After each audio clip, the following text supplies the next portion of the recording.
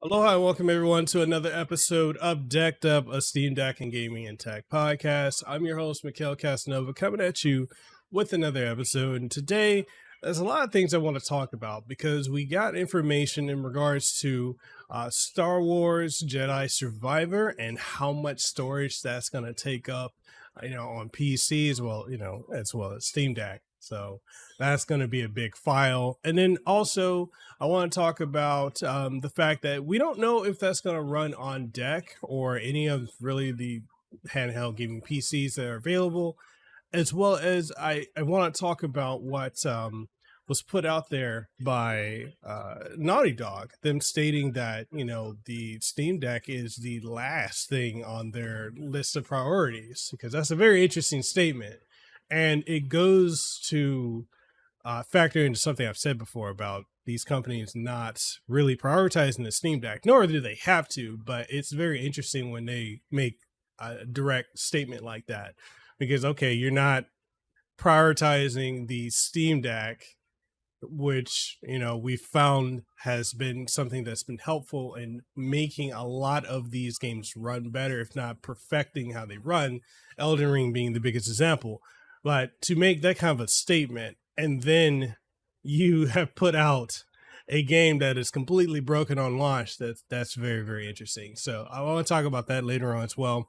And outside of that, the other things I want to talk about is a couple things have come in the mail recently. So JSAUX sent me their back plates. I know it's kind of hard to say because I got the video broadcast background blur on. But they sent me all of their transparent back plates, which is cool.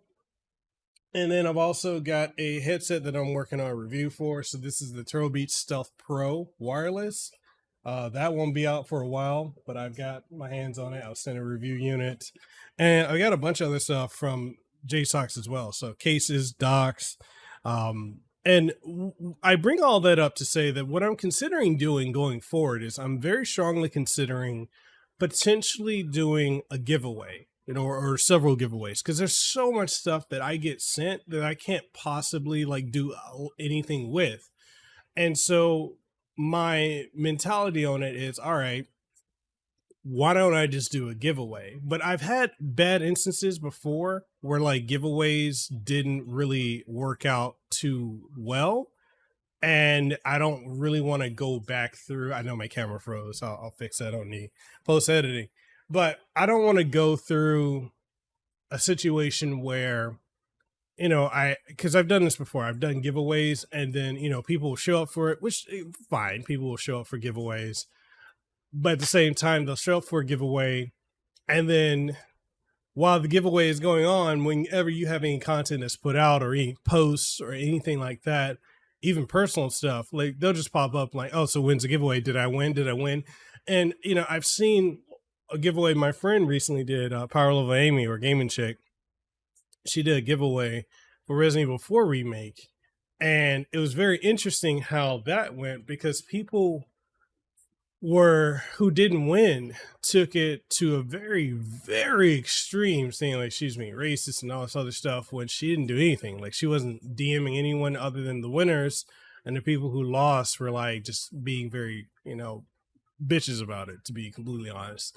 And I don't want to deal with that, but that's kind of one of the things that's, it's a bit unavoidable if you're going to do a giveaway. So I'm not really sure. But I do have a lot of docks. I have a lot of controllers, cases, skins from JSAUX. I got the back plates. I've got various headphones and different things that I'm considering doing giveaways on, but I'm not completely sure that that's what I'm going to do. So I just wanted to bring that up. But I want you guys, y'all can let me know down, if you're watching the video in the comment section, let me know. Or if you end up listening to this on your favorite podcasting outlet, I'll put up a poll so you can interact with that, or just leave a rating and give your response to that. So we'll figure it out that way. But anyways, let's go ahead and start talking about the first topic of the day, being Star Wars Jedi Survivor. That is a game I'm very, very highly looking forward to. I love the original Star Wars Jedi Fallen Order. That was one of my favorite games of 2019. It was a game that I went and I didn't get a review copy of it, but I did pick it up. I played it through completely on stream and got a hell of a lot of copyright claims from LucasArts and Disney. But I played it all the way through. Absolutely loved the gameplay. I know there's issues initially with that game when it came to like the sliding sections, but they ended up patching and fixing that up down the road. But I played that game. I absolutely loved playing it. Story, gameplay, graphics, everything was phenomenal, and did a full review on it, written and video review. And now the sequel's coming out in a couple weeks, and I don't know if I'm going to get an early access copy of it. I have reached out to EA; they did get back to me, um, but nothing's guaranteed. It's like, hey, we got your request, we'll let you know. And I've worked with EA on many other titles, so Dead Space remake and sports titles and such. So fingers crossed I get to cover this, but there's nothing set in stone that says that I will be able to cover it. So it is what it is. We haven't heard from anyone who has done, because there's a lot of content creators that have the game currently that are doing their reviews, and they've had it at this point of the recording of this show, which is April 7th, 2023. A lot of them have had it for about a week or two, or probably 2 weeks, but have been able to publicly speak about it for a week. And so none of them have stated whether or not this game runs on DAC or how it performs on any other portable gaming PC. So I'm very interested in that. But what we do know is that the game is about 155 gigs, which is going to be absolutely massive. The original Star Wars Jedi Fallen Order is about I believe when I pulled it up here, I saw it was a 51.5 gig game download if you download it on Steam and on EA Origin. So it's a pretty beefy game. If you got a 64 gig Steam Deck, good luck, because once you start getting the shaders and all that, compiling and updates and internal storage, I don't know how you're going to be able to play it on that unless you're using like a micro SD card. But that is 50 gigs is nothing to snuff at, but 155 gigs means that this game is going to be substantially more massive than the first title. And that's, I've tried to do my best to stay away from like any real spoilers or anything that's out there, because I really want to go into this game completely not surprised. I guess surprise might be the right word, but I don't want anything spoiled, because we're in a day and age where people just love spoiling everything that they can. And my cat's like walking around me. And it's very interesting how like people, I don't know, like they love to do that. I get it. A lot of people want to know, they don't really have the time. Like I think about it. I don't have a lot of time to like cover a lot of the stuff that I want to, but I do the best that I can with what I do have, because it's like, man, my days when I look at like, being a stay-at-home full-time dad, full-time content creator, between the tech that I have to review, the games that I'm reviewing, articles I'm writing. I'm so grateful for AI tools. But like my time is so limited, so I can understand some people like, yeah, I want to know what's in this game, this and that. But then it does get to a point where you kind of have to go dark on social media, and I'm not in a position where I can go dark on social media. I have to pretty much stay fully aware of what's going on, so I had to just mute certain words.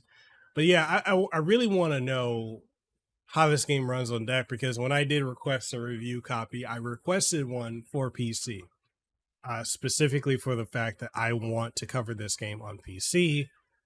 Just I don't really get the opportunity to really sit at my I got the couch right here. I can't really sit here and play on my console a whole lot. So here I'm pretty much here, or I've got my Steam Deck and I can just sit and play it anytime.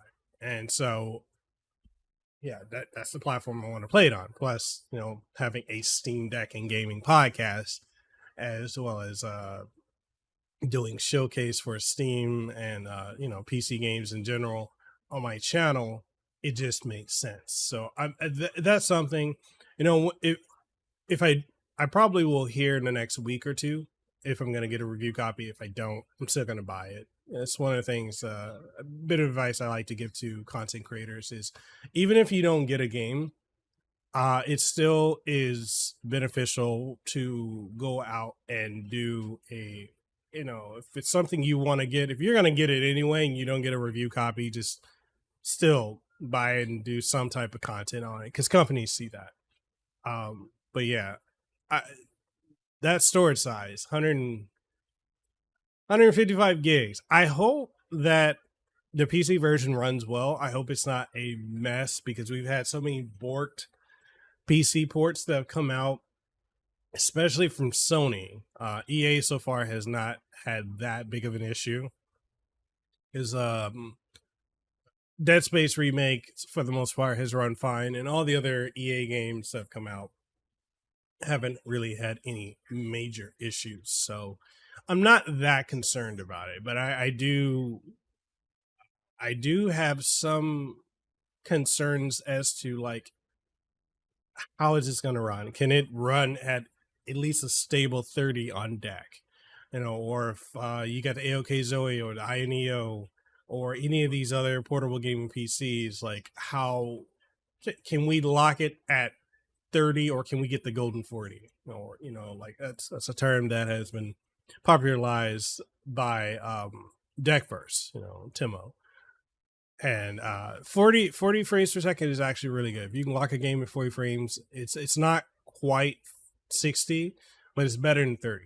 So if there's a possibility we can get that golden 40 on this game, I'd be completely fine with it. I know with the previous game, for the most part, it runs at 30 with a variable frame rate going a little above, but I haven't really dived back in to test it. I'll probably test it over the weekend to see how it runs now. And probably with Monday's episode, I'll be able to dive back into it and talk about it a little bit more. So yeah, I'm hoping performance wise it can run good on deck, and probably battery life we're gonna get, I'm assuming, maybe, I don't know, 50 minutes, an hour at most, probably on deck if it does run. So we'll see. I know the other game that came out from EA that didn't really run that well was Wild Hearts. I've heard it's gotten patched. I never got a review copy of that game, but that's something I heard did not run very well at all on deck. So we'll see. We'll see how this game runs. I'm very confident they're going to make it a point to run well, but you never know. You never know, and that's just one of the things that comes with this feel, is you just never know how any of this stuff is going to work. But moving on to the next topic is the thing that Naughty Dog said about the Steam Deck being at the very lowest of their priorities of what they're working with. That is a very interesting statement to put out, because that Sony has really been pushing their PC games, especially to run on deck. And to make that kind of a statement, not only is that disregarding, Sony's work to have goodwill with the PC market, but you're not really in a position to make that kind of a statement, especially when your game runs like hot trash. It's very interesting to me that they would publicly make such a statement about the Steam Deck and just not caring how the game runs on it. Because one of the biggest things with their previous game that got brought over to PC, the Uncharted Legacy of Thieves collection, was how good it ran on deck. It could run 30 with a variable refresh rate, sometimes going up to 40s and 50s. But that game came out and ran on deck. But for them to state they don't care, like it's at the very bottom of their priority, that's a That's an interesting statement. Now, I've said before, these companies don't have to prioritize the Steam Deck. They don't have to prioritize, any portable gaming PC whatsoever. But you need to prioritize your game running at the very least. I mean, we've all seen the memes for The Last of Us Part 1 on PC. I saw one the other day that had me in tears. It was they showed The Last of Us, they showed the video game for was it Last of Us on PlayStation, which is Joel from Last of Us Part 2. They showed the live action Joel. And then they showed Joel on PC. And that was hella funny. I was like, bro, they are getting trashed. And I feel like any other game that comes out from PlayStation that goes to PC, that goodwill, I don't know how they're gonna maintain that because man, folks is just we got savages out in these streets, man. Like people are not they're not gonna put up with this BS. So it's absolutely wild to me that Naughty Dog felt confident to put out that kind of a statement. It's just I don't know. I don't know what to tell you. Naughty Dog, get your priorities right. Prioritize your game being able to function on PCs, and they're not the only one. I can't just rag on Naughty Dog or PlayStation. I also need to rag on Square Enix. I mean, what the hell is going on with Forspoken? How does that game run so terribly on PC? I mean, you got to have a beefy rig to be able to run it, and even with the beefy rig, it still has all these issues overall. So I don't know. Like I don't know what to say about these companies that are. It, it's like they're making it a point that they don't care about the PC gamer, which is weird. And I've said this in another episode before. PC gamers are the most loyal of gamers over console gamers. I'm not trying to do console versus PC master race or anything like that.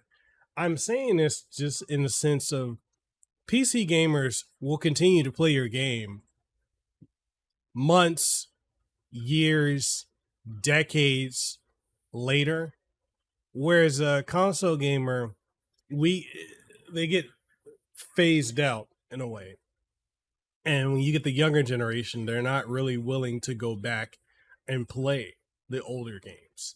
So and also on top of that, it becomes increasingly difficult, damn near impossible, to be able to get these games to go back and play them anyway.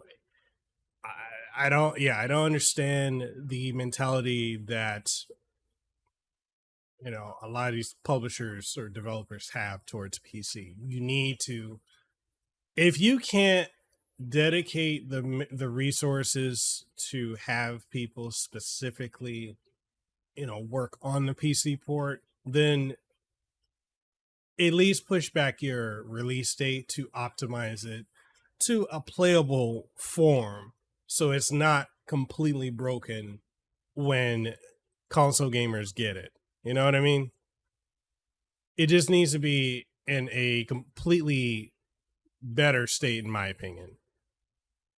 I'm not sure what happened to my camera. My camera just disappeared for some reason. Anyways, it's just one of those things. Like I think we need to get to a point where we're prioritizing it being playable. Like, let me just put out a bold statement. Let's just prioritize these games when you're gonna publish them being playable on all platforms. Let's do that because that needs to be a priority. I'm tired of borked PC ports. I'm tired of borked Switch ports, which the Switch I can somewhat understand because that just means that they need to. I mean, Nintendo just needs more stronger hardware at this point. But we just need to get to a point where we're not running into these issues constantly. And yeah, it's yeah. So all that being said, um I'm trying to think. Is there anything else, gaming or news wise, I want to talk about? Oh yeah, the what's another game's coming out? The Lord of the Rings, Gollum is coming out. That's going to be coming out next month. They've already reached out to people to, if they're interested in covering this game. Uh, hey, apply or here's a review copy. So I've reached out. Well, I've had them reach out to me. I don't know if I'm going to be covering it. It's not. It's a game that I'm not looking forward to. It's just not one that I'm like, you know, I'm going all out of my way to get it. So yeah. What do you guys think of that? I know Mega Man Battle Network Legacy Collection's coming out in 7 days. How many of you guys are Battle Network fans? Is that something that you're looking forward to playing in the the near and coming future? Is that is something that not that I'm crazy about it. I'll be honest, I've never really played a Battle Network title. I've always seen them, but when I was a kid growing up, I didn't have it's kind of crazy because kids these days or young people these days have so much access to like handheld gaming, or everything right now is just what's a Switch and Steam Deck and such. But go back a couple years and yeah, 3DS and DS and stuff like that. But when I was growing up, I never had a Game Boy. I never had a Game Boy. The original Game Boy, or Game Boy Color, Game Boy Pocket. I did get a Game Boy Advanced, or Advanced. Why I say Advanced? Game Boy Advance. I did get one of those. I bought that with my own money back in 2005. But the only reason I bought that was so I can play Double Dragon Advance, because I was and I still am a massive Double Dragon fan. So when and that was the only Game Boy Advance game I had. I didn't have really a lot of access to handheld gaming growing up. I mainly had consoles, and when I was growing up, I really had one. The only time I would ever be able to get games would be birthday and Christmas, or it had to be substantially discounted for my parents to even consider buying it, which is crazy because I look at how games come out now, and I do not know how a parent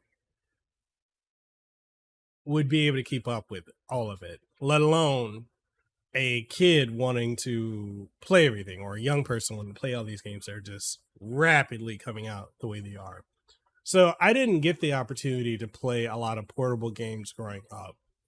And it wasn't really until I went off until college when I picked up a DS Lite.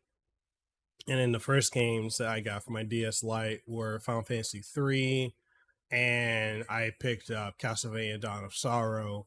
And then I started playing more games portably from there, and I really started to develop a love for it. But yeah, Battle Network series, and I think there's like the Star something series additional, and these are not canon to mainline Mega Man. I never really got the opportunity to play them. So this will be the first time. I am part of the Capcom Creator Network, or creator program, so I will be getting a guaranteed review copy of the game, which I will be playing it on Switch instead of Steam Deck. But I'll try to get a Steam Deck version, and mainly the reason for that, me going with Switch over the Steam Deck, is I currently have all the other Mega Man games on Switch. And so it just, for me, it just makes more sense having it on Switch than on Steam Deck. But we'll see. I'll see if I can get a Steam Deck copy. And I'll also see, because I know they do offer additional codes if you want to do giveaways. So this is something you guys might be interested in. Definitely let me know, and I can reach out to Capcom and see if we can in some way do like a giveaway for the game. But I know there's a lot of hype. A lot of people are hyped for that. And it not only that, but Advance Wars is coming out for Switch, and people are excited for that. I might just I don't really have a working relationship with Nintendo, so I might just emulate that and go from there. But all that being said, Yeah, I don't really have anything else to talk about. I mean, there's really not a whole lot in gaming news for this week, especially with PC gaming. It's like really not a whole lot. So we'll see. We'll definitely see what's hopefully next week we'll have more news coming out. But other than that, that's it. That's going to be the episode for today for Decked Up. Hopefully you guys enjoyed it. If you did, if you're watching it, make sure you like, you comment, you subscribe, and share it around. And if you are listening to it on any of your favorite podcasting outlets, make sure you leave a rating, comment, interact with the polls that we put up, and share with someone you think would enjoy it. Outside of that, if you want to support the show, we do have channel memberships on YouTube. We also have Patreon as well as Subscribe Star and Coffee, which those allow us to really not have to stress so much about the algorithm. We can do additional exclusive episodes and episodes centered on specific things. So that also definitely helps out. I always say, like, if there's a creator that makes content you really enjoy and you really resonate with, support them. Support the content. It definitely goes a long way. So those are available options. With the show, we do have paid options as well, which I will be rolling out for exclusive episodes on Spotify and such. And so those are also available options. And then we also got Cash App and all that other stuff. So if you want support in any way, definitely let me know. I'm just a guy here in Hawaii that is talking about things he's passionate about. So that's that. But other news outside of that, this weekend, I will be, my wife and I will be interviewing the voice actress for Tomo, and Tomo-chan is a girl, Lexi Niito. If you guys are interested in anime, then definitely check out the podcast her and I do together, which is called Podcast Across Worlds. So that's going to be interesting. We're also going to have Richard Epcar, Griffin Burns, Dorothy Fawn, David Hayter, many other people. I've already interviewed all these people on my own main podcast, which is the Casanova podcast, which that also is coming back. I got a lot of episodes for that, developers and such, that I will be interviewing. And yeah, so definitely check out those two podcasts, Podcast Across Worlds, and also check out the Casanova podcast. But all that being said, I'm signing out because I've got nothing else to talk about. Hopefully y'all enjoyed it, and I will see y'all in the next one. Peace.